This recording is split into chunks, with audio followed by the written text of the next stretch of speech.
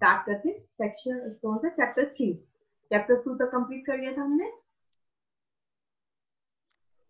Section 12 से तो question आते हैं मैम, एक आधा तो जरूर आता है प्री में। हाँ, इम्पोर्टेंट सेक्शन है।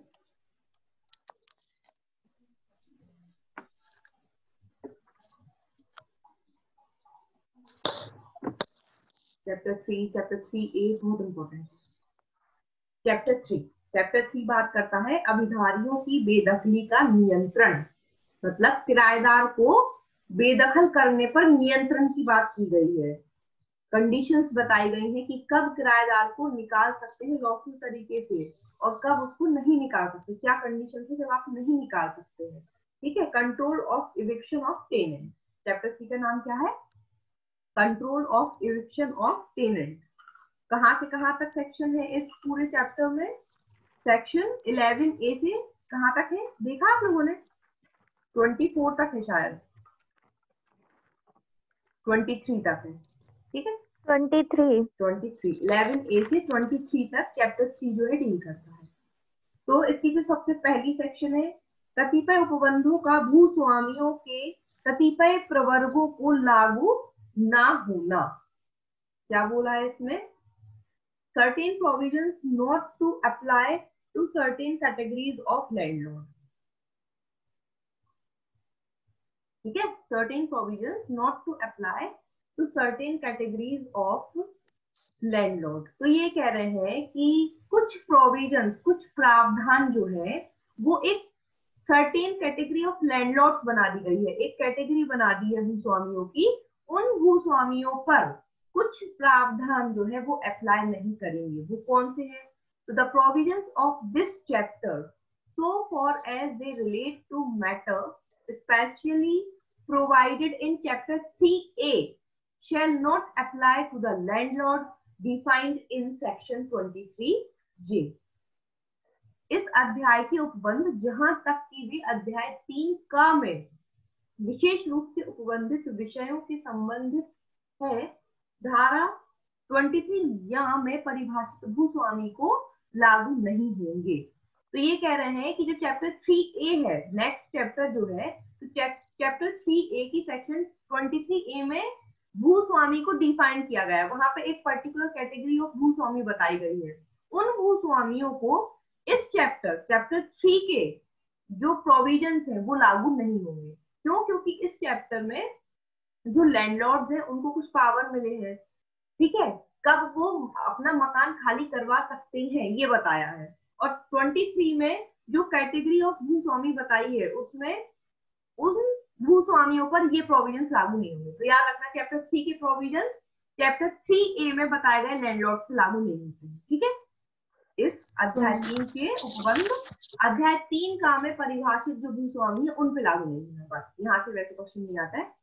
इंपॉर्टेंट है आपकी सेक्शन 12, ये आपको मेंस में लिखने को आएगी, ये आपको प्री में ऑब्जेक्टिव्स बनते हैं इसके, एक एक पॉइंट बहुत इंपॉर्टेंट है इसकी। ठीक है ना, किसी भी पॉइंट से आपको ऑब्जेक्टिव आ सकता है, तो ध्यान रखना है। मेंस के हिसाब से ये सेक्शन पूरी बिल्कुल याद कर लेना है पॉइंट वाइज। ठीक है, तो देखो, अभिधारियों की बेदखली पर निर्बंधन, हेडिंग क्या है, हेडिंग याद रखनी है सेक्शन 12 की, अभिधारियों की बेदखली पर निर्बंधन, restriction on eviction of tenant.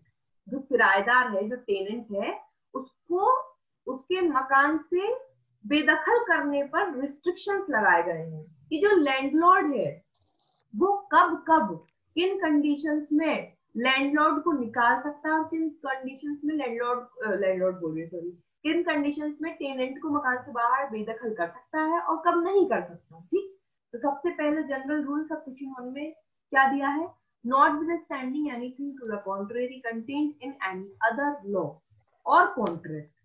किसी दूसरे लॉ में, किसी दूसरी विधि में या किसी कॉन्ट्रैक्ट में कुछ भी लिखा हो, हमें उससे कोई फर्क नहीं पड़ता। notwithstanding anything to the contrary मतलब अदर किसी विधि में इस प्रावधान की अपोजिट कोई बात दी है, कॉन्ट्रेरी मीन्स कोई अपोजिट बात दी है, या हमने कोई कॉन्ट्रैक्ट किया है ऐसी टर्म्स कंडीशंस पे जो इस प्रोविजन से कॉन्ट्रेरी है, मतलब अपोजिट है, तो भी उसका कोई इफेक्ट नहीं पड़ता।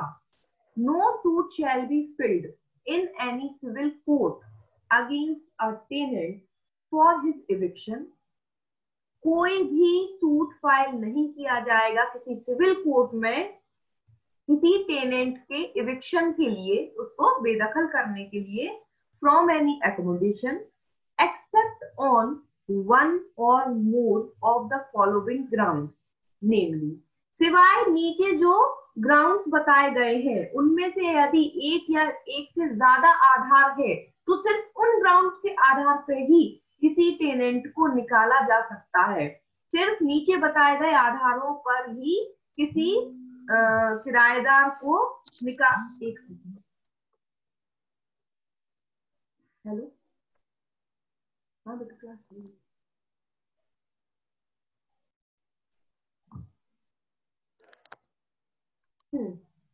ठीक है। तो एक्सेप्ट लिखा ना, accept on one or more of the following grounds only, namely, तो ये जो नीचे अब हम ग्राउंड्स पढ़ने वाले हैं, इन ग्राउंड्स पर ही किसी किराएदार को मकान मालिक निकाल सकता है और उसको निकालने के लिए सूट फाइल किया जा सकता है। एक बार हिंदी में भी देखेंगे, किसी अन्य विधि या संविदा में अंतर्विष्ट किसी प्रतिकूल बात के होते हुए भी, मतलब कोई अन्य विधि में कोई प्रतिकूल बात भी दी है, इस प्रावधान, ये जो प्रावधान हम पढ़ने वाले इनकी प्रतिकूल कोई बात भी दी है तो भी कोई फर्क नहीं पड़ता, मतलब किसी और एक्ट में कुछ दिया है कि इस आधार मतलब ऐसा ऐसा है तो निकाल सकते, तो कोई फर्क नहीं पड़ रहा वो कह रहे हमें, या आपने कोई कॉन्ट्रैक्ट भी कर लिया है, ठीक है ना, संविदा भी यदि आपने कर ली है जिसका इफेक्ट प्रतिकूल पड़ रहा है, कोई फर्क नहीं पड़ता, कोई भी अधिकारी जो है कोई भी किसी किराएदार के विरुद्ध किसी स्थान से उसकी बेदखली के लिए सिविल न्यायालय में कोई वाद निम्नलिखित आधारों में से किसी एक या अधिक आधारों पर ही फाइल किया जाएगा, अन्यथा नहीं। तो हम जो इस सेक्शन 12 में जो प्रोविजंस बता रहे हैं, जो सेक्शन 12 में जो हम नए पॉइंट्स बताए हैं, इन पॉइंट्स के आधार पर ही किराएदार को मकान मालिक निकाल सकता है, अन्यथा इसके अलावा किसी और लॉ में किसी कॉन्ट्रैक्ट के तहत कोई भी प्रतिकूल कॉन्ट्रेरी प्रोविजन दिया हो उसका कोई इफेक्ट नहीं पड़ेगा। तो सबसे पहली चीज, पहला क्वेश्चन बनता है कि किसी किराएदार को निकालना है तो उसके लिए सूट फाइल कहाँ, कौन से कोर्ट में होगा, सिविल कोर्ट में, याद रखना, ठीक है। किसी टेनेंट को इविक्ट कराना है, इसका इविक्शन कराना है तो इसके लिए सूट फाइल होगा सिविल कोर्ट में, पहला यहाँ से ऑब्जेक्टिव ये याद रखना। अब देखो ग्राउंड, क्या क्या ग्राउंड है, किस आधार पर निकाला जा सकता है। पहला ग्राउंड है वैध रूप से किराया वसूल करने का आधार, ठीक है, पॉइंट बनाते जाओ, वैध रूप से किराया वसूल करने का आधार, इंग्लिश में आएगा non payment of arrear of rent, मतलब जो वैध रूप से किराया वसूल करना है वो किराएदार ने क्या किया है, पेमेंट नहीं की है। वैध रूप से वसूली योग्य किराए की हिंदी में कैसे बनाएंगे इसको, non payment of arrears of rent, वसूली योग्य किराया ना देना, ऐसा लिख लीजिए, वसूली योग्य किराया ना देने पर, पहला पॉइंट है, ठीक है। तो यह कि अधिकारी ने उससे वैध रूप से वसूली योग्य भाड़े के संपूर्ण बकाया का उस तारीख के जिसको कि भाड़े के बकाया के लिए मांग की सूचना भूस्वामी द्वारा उस पर विहित रीति में तामील की गई हो, 2 मास के भीतर ना तो संदाय किया है और ना निवेदित ही किया है। एक बार इंग्लिश में देखते फिर समझाती हूँ। फर्स्ट पॉइंट में क्या लिखा है, that the tenant has neither paid not tendered the whole of the arrears of the rent legally recoverable from him within 2 months of the date on which a notice of demand for the arrears of rent has been served on him by the landlord in the prescribed manner। मकान मालिक ने किराएदार को बाकायदा एक notice भिजवाया है, किराया मांगने के लिए किराए की डिमांड का एक नोटिस भिजवाया है, और नोटिस भिजवाने के बाद 2 मंथ बीत चुके हैं, 2 मंथ में नोटिस भिजवाने की तारीख से 2 मंथ के अंदर अंदर सामने वाले ने किराया नहीं दिया, तो ये आधार बन जाता है किराएदार को मकान से बेदखल करवाने का, ठीक है। तो non payment of arrears of rent, पहला पॉइंट तो यही हो गया कि नोटिस भिजवाने के बाद भी 2 मंथ निकल गए, उसके बाद भी क्या हुआ है, आपने मतलब ऐसा पेमेंट जो रिकवरेबल था उससे, और within 2 months of the date on which a notice of demand for the arrears of rent has been served on him by the landlord in the prescribed manner. Tenant ने जो है किराए के जो पैसे हैं उसको नोटिस मिलने के बाद भी नहीं दिया है, तो क्या होगा, ये उसका आधार बन जाएगा। ठीक है मैम, ये नोटिस भेजने का कोई लिमिटेशन नहीं है? मतलब जैसे कि भाड़ा दिया नहीं उसने, तो नोटिस भेजने का कोई लिमिटेशन नहीं है कि इतने टाइम में आपको भाड़ा नहीं दिया तो आपको नोटिस देना ही पड़ेगा? नहीं, नोटिस देने का लिमिटेशन नहीं होता है, सूट फाइल करने का लिमिटेशन होता है। अच्छा, तो नोटिस देने के 2 माह बीत जाएंगे, उसके बाद में हाँ, ये सूट है फाइल इसमें कर लिखा है। सकते हैं? नहीं, नोटिस देने के बाद, जैसे सामने वाले ने नोटिस दिया तो नोटिस देने के बाद भी उसने 2 मंथ के अंदर अंदर किराया नहीं दिया, तो जैसे ही 2 मंथ बीत गए उसके बाद इसका क्या हो गया, कॉज ऑफ एक्शन अराइज हो गया, वाद हेतु उत्पन्न हो गया। नोटिस देने के बाद या तो वो 2 मंथ के अंदर अंदर पैसा दे दे किराएदार, अगर 2 मंथ के अंदर पैसा नहीं देता है, जैसे 2 मंथ एक्सपायर हुए वाद हेतु उत्पन्न हो गया, कॉज ऑफ एक्शन अराइज हो गया, तो अब इसको क्या हो गया, सूट फाइल करने का अधिकार मिल गया, तो अब ये इसके अगेंस्ट सूट फाइल कर सकता है। तो उसका लिमिटेशन है कि कितने समय के अंदर सूट फाइल करेगा, तो वो लिमिटेशन एक्ट में आर्टिकल में देखना पड़ेगा, मुझे भी ऐसे याद नहीं है। ठीक है अच्छा, तो नोटिस वो इसलिए दे रहा है कि जो पेमेंट ड्यू है वो उसको आप पे कर दीजिए ना, हाँ, नोटिस और का उसके मतलब ही पास होता है ध्यान आकर्षित करना कि भैया किराया नहीं दिया है तुमने, हमें किराया दो। और है ना, तो उसको मतलब 2 मंथ मिल जाएंगे पेमेंट करने के लिए। हाँ कि भैया 2 मंथ में आपका जो भी किराया आपका है ड्यू, आप वो पेमेंट कीजिए। अब विद इन 2 मंथ में अगर पेमेंट नहीं किए तो ये मकान मालिक के लिए आधार बन गया उसको बेदखल करने का, ये लॉफुल रीजन है। ठीक, अब देखिए ठीक है, second. Okay ma'am.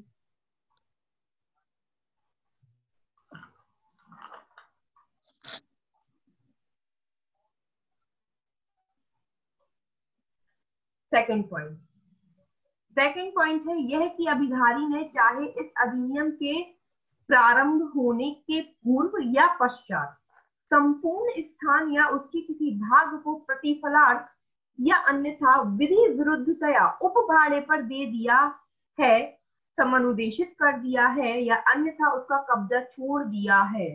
Second point आपका बन रहा है विधि विरुद्ध उपभाड़े पर दे दिया है, मतलब आपने अनलॉफुल तरीके से मकान को सबलेट कर दिया, असाइन कर दिया या आपने छोड़ दिया, आप बिना बताए भाग गए, आप किराए पर लिए थे, किराया भी नहीं दिया, चुपचाप खाली करके चले गए, अनलॉफुल तरीके से आपने क्या कर दिया, छोड़ दिया मकान, उसका कब्जा छोड़ दिया, तो ये भी क्या है, एक आधार बन जाएगा उसके अगेंस्ट सूट फाइल करने का।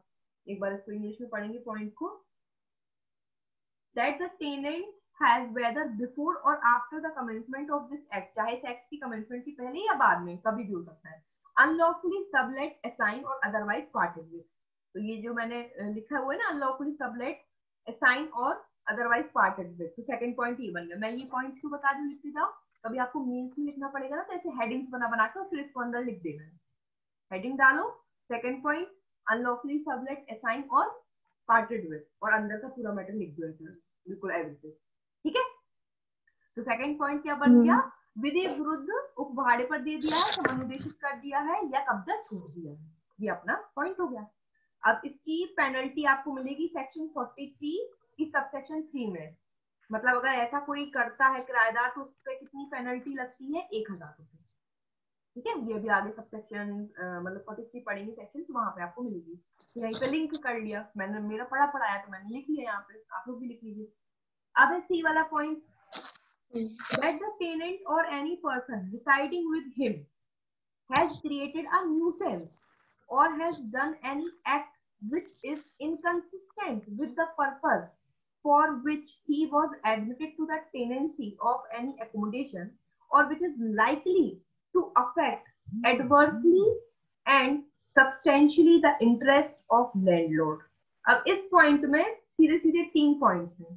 पहला, टेनेंट या उसके साथ रहने वाला कोई पर्सन, मतलब किराएदार या उसके साथ कोई रहने वाला पर्सन है, उसने किसी प्रकार का न्यूसेंस कर दिया है, पहला पॉइंट, या तो उसने कोई न्यूसेंस क्रिएट कर दिया है या उसने इनकंसिस्टेंट एक्ट कर दिया विद द टेनेंसी, मतलब जिस पर्पज से आपको टेनेंसी दी गई है, आपको मकान रहने के लिए दिया गया है आपने उसमें कारखाना खोल लिया, है ना, या आपने मतलब जिस पर्पस से आपने मकान लिया है उस पर्पस से इनकंसिस्टेंट पर्पस आपने कुछ यूज कर लिया है। आपको आपने लिया कुछ बोल करके आप कर कुछ और रहे हो, तो इनकंसिस्टेंट हो गया। ठीक है, तो inconsistent with the purpose of tenancy, second one. दूसरा, which is likely to affect adversely and substantially the interest of the landlord. किराएदार ने कुछ ऐसा काम कर दिया है जिससे लैंडलॉर्ड के राइट को ही आपने इफेक्ट कर दिया। लैंडलॉर्ड का जो इंटरेस्ट है उसको आपने सब्सटेंशियली या एडवर्सली उसके इंटरेस्ट को इफेक्ट कर दिया है। मतलब आपने क्या कर दिया, उसी के टाइटल पे चैलेंज लगा दिया। आप रहे उसी के मकान में रहे हो, आप चले कोर्ट में, आपने कह दिया ये तो इनका मकान ही नहीं है, आप उसी के, तो आप उसके इंटरेस्ट के अगेंस्ट क्या है, चैलेंज कर रहे हो। तो ये तीन आधार भी क्या है, बेदखली के आधार बन जाएंगे। भैया किराएदार हो, किराएदार बन के रहो, है ना। हिंदी में भी एक बार इसकी लैंग्वेज पढ़ लेते हैं।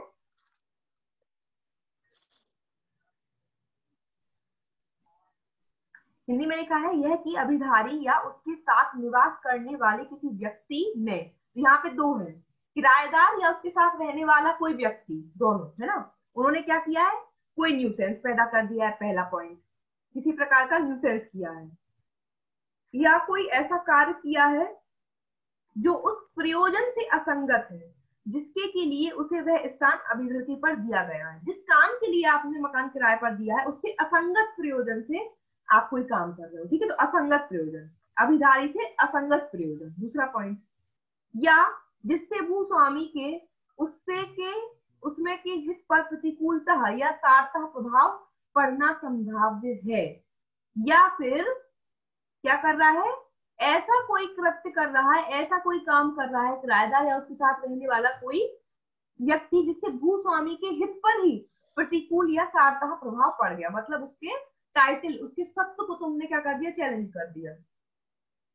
तो ठीक है, परंतु लेकिन इसमें क्या है, एक आपको क्लॉज मिला है कि जो इनकंसिस्टेंट प्रयोजन है ना, मतलब बताया इसमें कि प्रयोजन से असंगत, तो वो बताया कि क्या चीज नहीं मान जाएगी, परंतु किसी अभिधारी द्वारा उस स्थान के एक भाग का अपने कार्यालय के रूप में उपयोग में लाया जाना उस प्रयोजन से असंगत कार्य नहीं समझा जाएगा जिसके लिए वह स्थान उसी भाड़े पर दिया गया। जैसे सपोज करिए हम आप है, वकील है पेशे से, हमने कोई मकान किराए पर लिया रहने के लिए, 4 कमरों का मकान है, अगर उसके एक कमरे में हमने अपना ऑफिस कार्यालय बना लिया, मतलब भाई हम वकील है पेशे से, हमने रहने के लिए मकान किराए पर दिया, लेकिन अगर हमने एक कमरे में अपना एक ऐसा कमरा बना लिया जहाँ पे भी हम बैठते हैं, हमारे क्लाइंट्स आते हैं तो हम उनसे मिलते डिस्कशन करते हैं, तो अगर हम किसी एक पार्ट को कार्यालय के रूप में यूज कर रहे हैं तो वो इनकंसिस्टेंट प्रयोजन नहीं कहलाएगा। ऐसा नहीं कि मकान मालिक आ जाए, अरे हमने तो आपको रहने को दिया, ये आप क्या कर रहे हो, खाली करो हमारा मकान।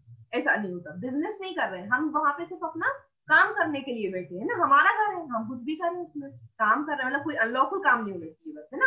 ऐसा नहीं कि इलीगल कर रहे हैं, वहां पे ड्रग्स सट्टा करवा रहे हैं, मतलब ड्रग्स वगैरह बंटवा रहे हैं, तो इलीगल काम नहीं होना चाहिए कुछ। ठीक है,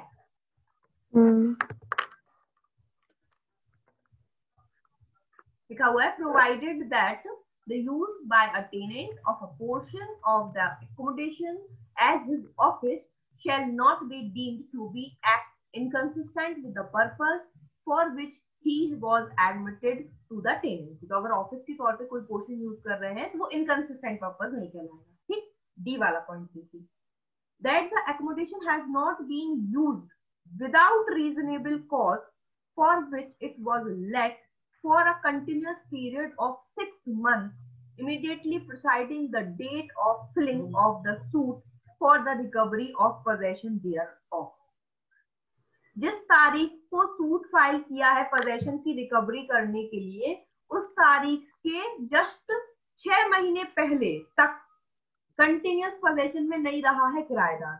मतलब कोई किराएदार है, अगर वो बिना किसी रीजनेबल कारण के कंटिन्यूसली 6 मंथ तक मकान को यूज नहीं करता है, मतलब खाली छोड़ के चला गया, उसका सामान रखा है सब बाकायदा लेकिन वो है नहीं वहां पे, accommodation has not been used without reasonably cause for continuous period of 6 months। 6 month तक अगर किसी मकान को बिना किसी उचित कारण के जो किराएदार है वो यूज नहीं कर रहा है तो ये आधार बन जाता है मकान खाली करवाने का। जैसे 6 मंथ तक खाली रहेंगे तो सूट फाइल, तो यहाँ पे क्या लिखा है, preceding the date of filing of the suit for recovery of possession. तो जिस तारीख को सूट फाइल किया जा रहा है उसके जस्ट 6 मंथ पहले कंटिन्यूअस होना चाहिए।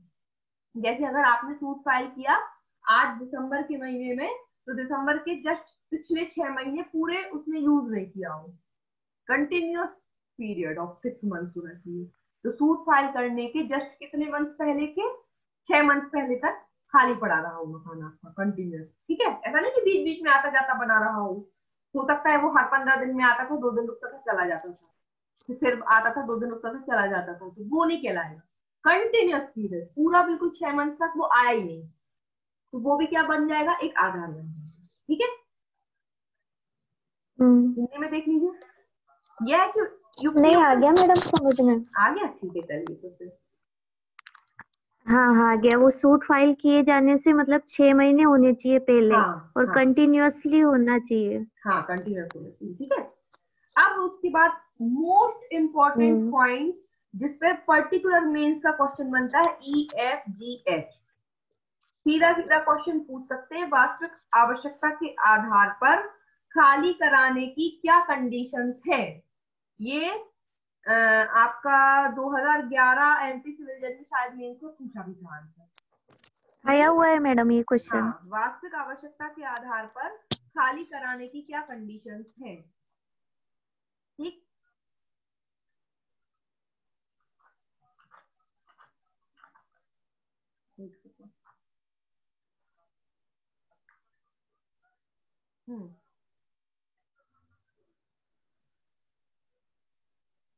eviction of tenants on grounds of bona fide requirement। Question ये है कि ऐसी कौन सी ग्राउंड की क्या कंडीशंस है जिनके आधार पे आप किसी भी टेनेंट को क्या करवा सकते हो, खाली करवा सकते हो। तो बोनाफाइड रिक्वायरमेंट के आधार, तो ये याद रखना है वर्ड बोनाफाइड रिक्वायरमेंट। तो EFGH ये 4 पॉइंट जो है ये बात करते हैं बोनाफाइड रिक्वायरमेंट की, वास्तविक आवश्यकता। हिंदी में क्या बोलते हैं कि जो मकान मालिक है उसको खुद को अपने मकान की वास्तविक आवश्यकता पड़ गई है, उसको खुद बोनाफाइडली रिक्वायर्ड है वो मकान, इसलिए अब वो किराएदार को नहीं रख सकता, उसको खुद के लिए जरूरत है, उसको खुद को रहने के लिए जरूरत है। ई वाले पॉइंट में क्या है, उसको खुद को रहने के लिए चाहिए। एफ वाले पॉइंट में उसको खुद को बिजनेस करने के लिए चाहिए। जी वाले पॉइंट में जो मकान है वो अनसेफ हो गया है, अब वो रहने योग्य नहीं बचा है, असुरक्षित हो गया है, गिरने वाला है, जर्जर कंडीशन में है, तो ह्यूमन हैबिटेशन के लिए नहीं बचा, तो उसको रिपेयर करवाना है। तो रिपेयर बिना खाली करवाए नहीं किया जा सकता रिपेयरिंग मकान की, तो इस आधार पर वो खाली करवा सकता है, ये बोनाफाइड रिक्वायरमेंट कहलाती है। और उसको अपना मकान को बनवाना है, फिर से बनवाना है, बिल्डिंग रीबिल्डिंग करवानी है या उसमें कुछ एल्टरेशन करवाना है, वो भी बिना खाली करवाए नहीं किया जा सकता। तो ये 4 ग्राउंड्स है जिनके आधार पर क्या कर सकता है, वो मकान खाली करवा सकता है। ये इन चारों को क्या बोलते हैं, बोनाफाइड रिक्वायरमेंट। अब एक एक को डिटेल में पढ़ लेते हैं। ई वाला पॉइंट देखिए, that the accommodation let for residential purpose, residential purpose के लिए दिया गया था, is required bona fide by the landlord for occupation as a residence for himself। अब जो लैंडलॉर्ड है उसको खुद के अधिभोग के लिए, खुद के ऑक्यूपेशन के लिए वो मकान बोनाफाइडली रिक्वायर्ड है, और for any member of his family, या अपने किसी फैमिली मेंबर के लिए, if he is the owner thereof, अगर वो उस मकान का ओनर है, और for any person for whose benefit the accommodation is held, या किसी अदर पर्सन के लिए वो मकान को हेल्ड किए हुए था तो उसके बिहाफ में, एंड दैट द लैंडलॉर्ड और such person has no other reasonably suitable residential accommodation of his own in his occupation in the city or town concerned, और उस सिटी में उसके पास कोई दूसरा मकान नहीं है जिसको वो रेसिडेंशियल एकोमोडेशन के तौर पे यूज कर सके, उसके पास कोई और दूसरा मकान नहीं है उस सिटी या टाउन में, वही एक सिंगल मकान है जिसको उसने किराए पर दिया था। अब उसे खुद के लिए या अपने फैमिली मेंबर के लिए रहने के लिए चाहिए है तो वो खाली करवा सकता है, सिंपल। ठीक, एक बार हिंदी में भी पढ़ेंगे इसकी लैंग्वेज। नहीं नहीं मैम, आगे आगे समझ फिर में। भी एक बार पढ़ लेते हैं। यह कि निवास के प्रयोजनों के लिए भाड़े पर हाँ। दिए स्थान की भूस्वामी को अपने स्वयं के लिए या अपने कुटुंब के किसी सदस्य के लिए, यदि वह उसका स्वामी है, अथवा किसी ऐसे व्यक्ति के लिए, ये वाला पॉइंट भी है थोड़ा सा ना, यदि वो उसका खुद का मकान है, मतलब खुद वो स्वामी, तो अथवा किसी ऐसे व्यक्ति के लिए उसके की जिसके की फायदे के लिए वह स्थान धारित है। मतलब हो सकता है कि वो मकान उसका खुद का भी नहीं हो, किसी अदर पर्सन का है, लेकिन वो उसके फायदे के लिए वो धारित किए हुए था मकान। होता है ना, ऑस्टेंशिबल ओनर पढ़ा है, या अपन पढ़ते हैं जैसे रिसीवर होते हैं, अगर नहीं रिसीवर तो नहीं आएंगे इसमें, कई बार होते हैं ना पावर ऑफ अटॉर्नी दे दी जाती है ऐसे पर्सन।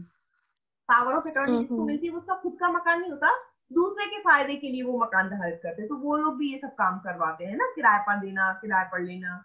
निवास स्थान के रूप में अधिभोग के लिए वास्तविक आवश्यकता है, और यह कि संबंधित शहर या नगर में ऐसे भूस्वामी या ऐसे व्यक्ति के अधिभोग में अपना स्वयं का युक्तियुक्त रूप से उपयुक्त कोई अन्य निवास स्थान नहीं है। ठीक, नेक्स्ट पॉइंट देखिए। अब ऊपर वाले में था निवास स्थान के लिए, अब नीचे वाले में है अनिवासिक प्रयोजनों के लिए। यह कि अनिवासिक प्रयोजनों के लिए भाड़े पर दिया गया स्थान कि भूस्वामी को अपना या अपने वयस्क पुत्रों में से किसी वयस्क पुत्र या अपनी अविवाहित पुत्रियों में से किसी अविवाहित पुत्री का, यदि वह उसका स्वामी हो, या किसी ऐसे व्यक्ति का जिसके की फायदे के लिए वह स्थान धारित है, कोई कारोबार चालू रखने या प्रारंभ करने के प्रयोजन के लिए वास्तविक आवश्यकता है, और यह कि संबंधित शहर या नगर में ऐसे भूस्वामी या ऐसे व्यक्ति के अधिभोग में अपना स्वयं का युक्तियुक्त रूप से उपयुक्त कोई अन्य अनिवासित स्थान नहीं है। सेम पॉइंट्स है, बस अंतर क्या है दोनों में कि वहां रेसिडेंशियल पर्पस के लिए था, यहाँ नॉन रेसिडेंशियल पर्पस के लिए। ये जो एकोमोडेशन किराए पर दिया था वो नॉन रेसिडेंशियल पर्पस के लिए दिया था, मतलब नॉन रेसिडेंशियल मतलब व्यापारिक पर्पस के लिए था, कोई दुकान है वो किराए पर दी थी, उसकी बात की गई। अब मकान मालिक को खुद के लिए, खुद उसको अपना कोई बिजनेस कंटिन्यू करना है या कोई नया बिजनेस शुरू करना है, उसके लिए उसको उस दुकान की खुद के लिए जरूरत है, या अपने बड़े लड़के के लिए। मेजर सन यूज है, माइनर सन नहीं, मेजर सन। माइनर सन क्यों नहीं बता सकते हो कारण? मेजर तो करेगा ही नहीं सर, अवयस्क है वो तो कारोबार करेगा ही नहीं ना। तो रीजन क्या है? लॉफुल टर्म में अगर आप रीजन बताओगे तो कैसे बताओगे? सपोज करो इंटरव्यू में ही पूछ लिया आपसे कि अवयस्क पुत्र को अगर बिजनेस करना है तो क्यों नहीं? ये तो कहीं नहीं लिखा कि अवयस्क पुत्र बिजनेस नहीं करेगा। कॉन्ट्रैक्ट नहीं कर सकता। यस, ये है राइट आंसर। अवयस्क पुत्र इसलिए नहीं क्योंकि minor is not competent to contract. Minor contract करने के लिए कॉम्पिटेंट ही नहीं है, तो वो कैसे, उसके लिए कैसे करवा सकते हो? ठीक है ना, ये सही आंसर है, गुड। तो कंटिन्यूइंग और स्टार्ट करना है, या अपने मेजर सन या अनमेरिड डॉटर, तो यहाँ पे ये याद रखना है। यहाँ से भी ऑब्जेक्टिव आपको प्रिलिमिनरी में पूछ सकते हैं कि जो वास्तविक आवश्यकता के आधार पर मकान खाली करवाना है नॉन रेसिडेंशियल पर्पस के लिए, तो वो किसके लिए करवा सकते हैं? तो वो ऑप्शन देंगे खुद के लिए, मेजर सन के लिए, अनमेरिड डॉटर के लिए, ऑल ऑफ एरो, तो आपको लगाना सभी, या मेजर सन, माइनर सन, और भी दो जो मतलब इसके अपोजिट अपोजिट देके आपको दे देंगे, तो बहुत ध्यान से टिक लगा के आना है। ठीक है, अनमेरिड डॉटर है, मैरिड डॉटर नहीं है। अविवाहित पुत्री है तो ठीक है, उसके लिए करवा सकते हैं, और दूसरा उस शहर में उसके पास है नहीं कोई, ठीक है, वाइफ नहीं आएगी इसमें। मेजर सन आ रहा है, वयस्क पुत्र, उसकी बीवी नहीं, लेकिन ना वयस्क पुत्र की बीवी, ना उस आदमी की खुद की बीवी, वाइफ इंक्लूडेड नहीं है। ठीक, अब डी वाला पॉइंट देखिए, मकान गिरने वाला है, ठीक है ना, लिख लीजिए हिंदी में, मकान क्या है? गिरने वाला है। बिकम अनसेफ, नेक्स्ट पॉइंट क्या बन रहा है? बिकम अनसेफ और unfit for human habitation, that the accommodation has become unsafe, unfit for human habitation, and is required bona fide by the landlord for carrying out repairs which cannot be carried out without the accommodation being vacated. यह कि वह स्थान मानव निवास के लिए असुरक्षित या अनुपयुक्त हो गया है और ऐसी मरम्मत कराने के लिए जो कि उस स्थान को खाली किए बिना नहीं कराई जा सकती, भूस्वामी को उस स्थान की वास्तविक आवश्यकता है। सिंपल है ना।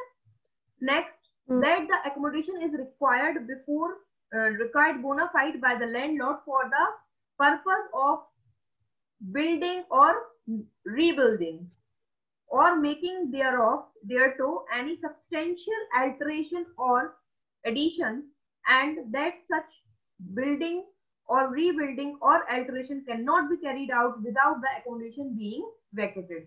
यह कि उस स्थान के भूस्वामी को वास्तविक आवश्यकता निर्माण या पुनर्निर्माण के या उसमें कोई सावन वृद्धि या परिवर्तन करने के प्रयोजन के लिए या पकड़ने के लिए है, और यह कि ऐसा निर्माण या पुनर्निर्माण या परिवर्तन उस स्थान को खाली किए बिना नहीं कराया जा सकता। जो मकान है उसमें उसको कुछ वृद्धि करना है, आगे बढ़ाना, भी 2 कमरे बने थे 4 कमरे बनवाना है, पुनर्निर्माण पूरा गिरवा के फिर से बनवाना है ना।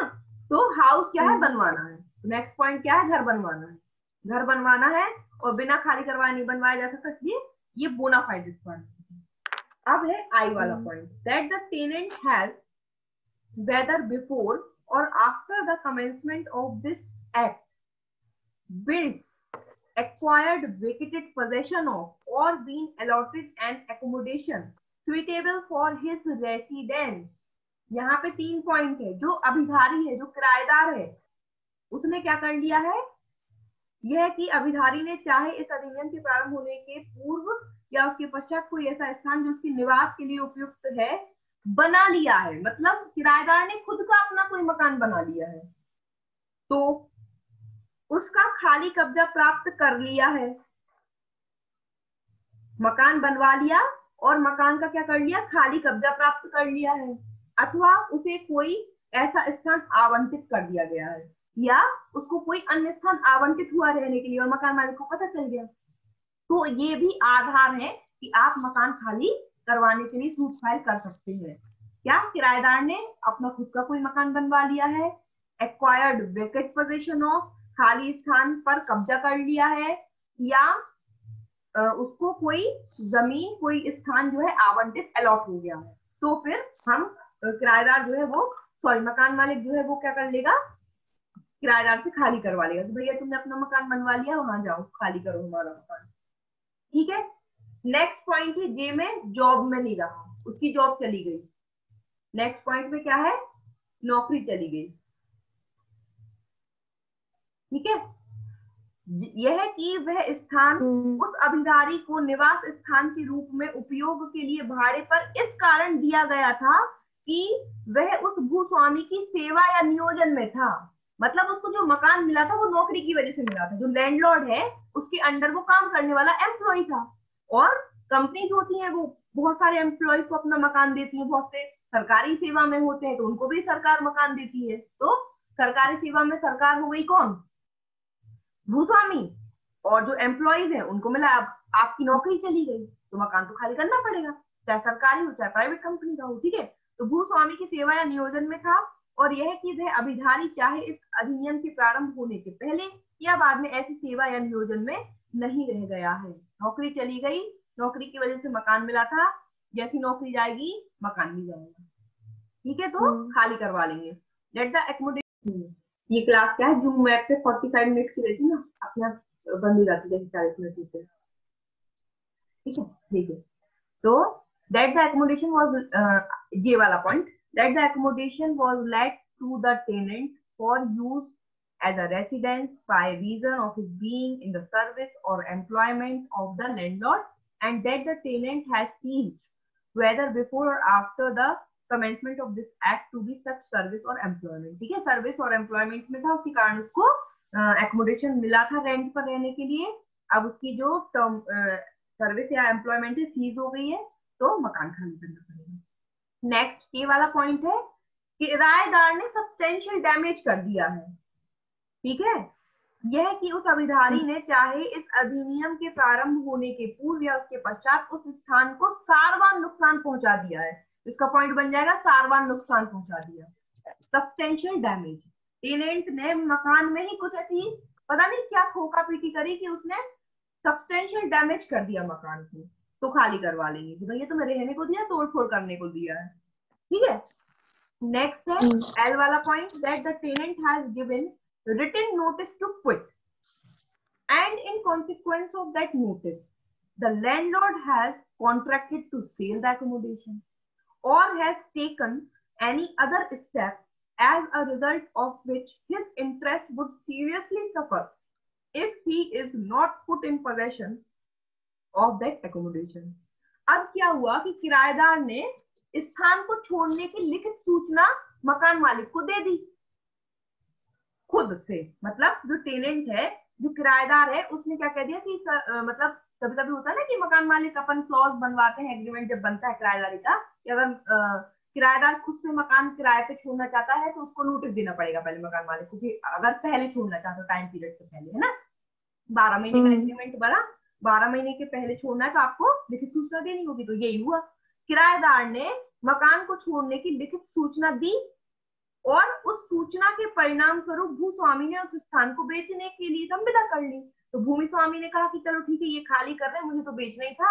और इसने क्या किया, इसने चूंकि नोटिस दे दी थी खाली करने की, तो उसको भाई नोटिस दे दी मतलब खाली करके जाओगे, तो उसके परिणाम स्वरूप भूमि स्वामी ने उस मकान को बेचने के लिए संविदा कर ली, कॉन्ट्रैक्ट कर लिया, अथवा कोई ऐसी अन्य कार्यवाही कर ली है जिसके परिणाम स्वरूप उसके हितों को उस दशा में जबकि उसे उस स्थान का कब्जा नहीं दिया जाता गंभीर हानि पहुंचेगी, या उसने ऐसा कोई अन्य कार्य कर लिया है कि अब यदि जो अभिधारी है अगर उसको कब्जा नहीं दे, मतलब पहले लिखित नोटिस दे दिया, उसके परिणाम स्वरूप भूमि स्वामी ने या तो मकान बेचने की संविदा कर ली या कुछ ऐसा काम कर लिया कि अब उसको मकान खाली चाहिए, और अब यदि उसको मकान का कब्जा नहीं मिलेगा तो इसको मकान मालिक को बहुत गंभीर क्षति पहुंचेगी, तो फिर इस आधार पर भी खाली करवा लेंगे। भैया तुमने लिखित सूचना दी थी, हमने मकान बेचने की संविदा कर ली, अब तुम खाली नहीं कर रहे हो, खाली करो मकान, क्योंकि अब हमने बयाना भी ले लिया है सामने वाले से एडवांस में, तो हमें नुकसान होगा अब हम अगर उसको नहीं बेचेंगे तो खाली करो। ठीक,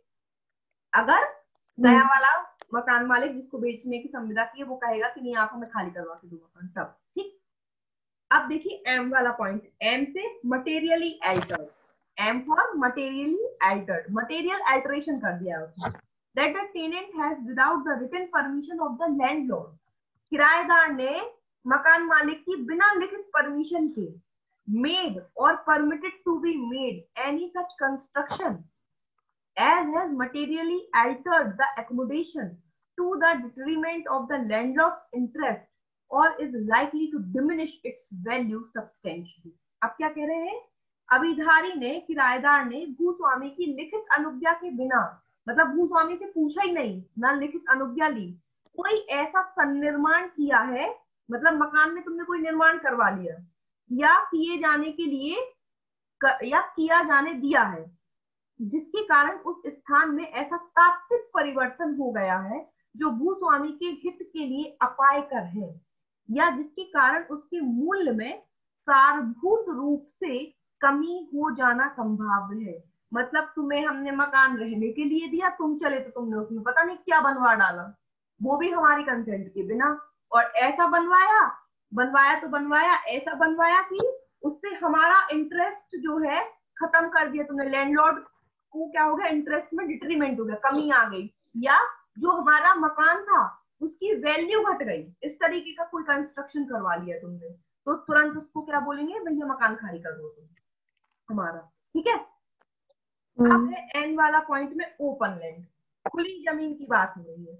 इन the case of an accommodation which is an open land that the landlord requires it for constructing a house on it। खुली जमीन थी, खुली जमीनें में भी किराए पर जाती है, खेत वेत है, किसी का खेत है, देते हैं लोग बाग खेत किराए पर, या किसी की जमीन पड़ी है तो कुछ भी काम करवाने के लिए किसी को चाहिए तो दे दी खुली जमीन, अब उसको हाउस बनवाना, उसको भैया मकान बनवाना खुली जमीन पे, तो भाई वो कह देगा कि अब आप ये ग्राउंड जो है खाली करो, हमें इस पे अपना कंस्ट्रक्शन करवाना, सिंपल।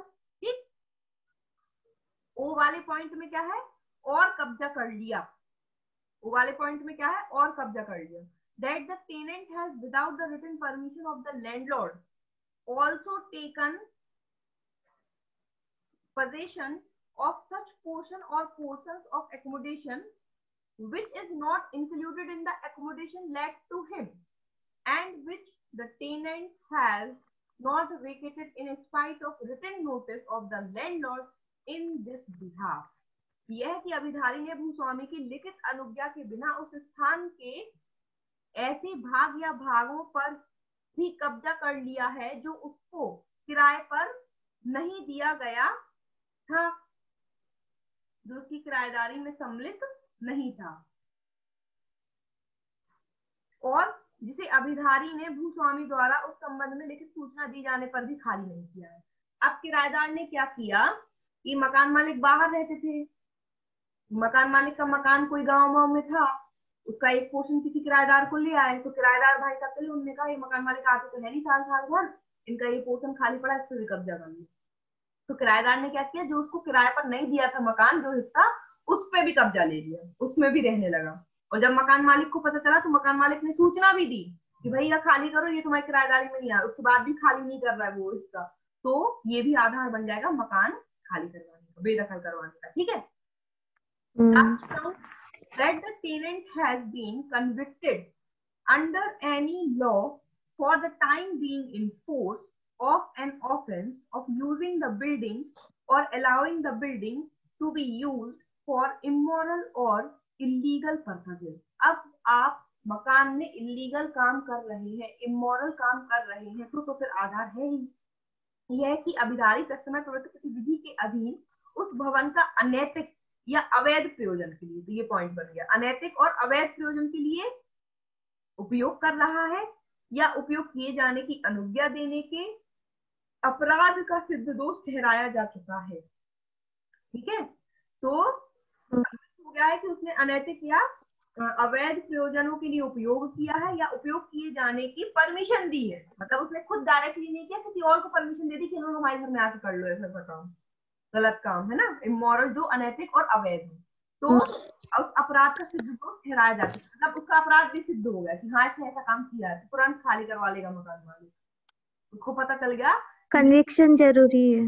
हाँ हाँ, अपराध का सिद्ध दोष होना जरूरी है, कन्विक्शन जरूरी है। अगर कन्विक्शन हो गया है तो मकान खाली करवा लेंगे। ठीक है ना। टेनेंट हैज बीन कन्विक्टेड, सबसे पहले वर्ड यहीं से शुरू है, टेनेंट हैज बीन कन्विक्टेड, अगर कन्विक्ट हो गया है इमोरल और इलीगल पर्पसेस से मकान को यूज करने का या करवाने का, तो मकान खाली करवा लिया जाएगा। तो ये ए से लेके पी तक के पॉइंट से, आ से लेके कहां तक के, सॉरी का से लेके ता तक के पॉइंट से, इन आधारों पर मकान खाली करवाया जा सकता है। अब देखो ये सेक्शन तो है बहुत बड़ी, आप कंप्लीट हो नहीं पाएगी, तो आधी सेक्शन पढ़ेंगे कल। ठीक है।